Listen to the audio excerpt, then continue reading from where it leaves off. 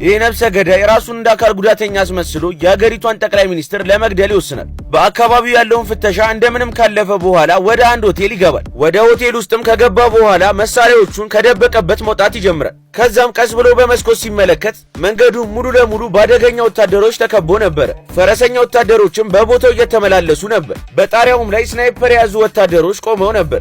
ቦታውን ከሚባለው በላይ በጣም እየተጠበቀ ነበር። ጠቅላይ ሚኒስቴሩ ግን ገና አልመጣም ነበር። ያን ጊዜ ነፍሰ ገዳዩ መሳሪያዎቹን ማዘጋጀት ይጀምራል። አንድ ወንበርም ያመጣና መስኮቱ ጋር ያስቀምጧል። ወንበሩም ላይ ሽጉጡን ያስደግፍና አነጣጥሮ መጠበቅ ይጀምራል። ይሄ ነፍሰ ገዳይ ስሙ ቤን ይባላል። ከተማ ውስጥም አሉ ከሚባሉ ነፍሰ ገዳዮች አንዱ ነው። የከተማው ማፊያዎችም ፕሬዝዳንቱን እንዲገል ጥያቄ ያቀርቡለታል። ቤንም ጠቅላይ ሚኒስትሩን ለመግደል $3 ሚሊዮን ይጠይቃል። ከማፊያዎቹም ጋር ከተስማማ በኋላ እቅዱን ማዘጋጀት ይጀምራል። ከዛም ቀጥ ብሎ ወደ መቃብር ቦታ ይሄዳል። ከመቃብር ውስጥም የሱን ፊት የሚመስል የሞተ ሰው ፈልጎ ስምና አድራሻውን ከያዘ በኋላ በሟች ስም መታወቂያ ያወጣል። በህገወጥ መንገድም ፓስፖርቱንም ያስወጣል። ከዛም ወደ ጫካ በመሄድ በስናይፐር ኢላማውን ይለማመዳል። የቀኑ ቀን ላይም ፕሬዝዳንቱ በቦታው ሲገኝ ነፍሰ ገዳዩ ስናይፐሩን የጠቅላይ ሚኒስትሩ ጭንቅላት ላይ ያነጣጥረዋል። የፊልሙ ርዕስ ዘ ዴይ ኦፍ ጃከርስ ይባላል። ይመቻቹ።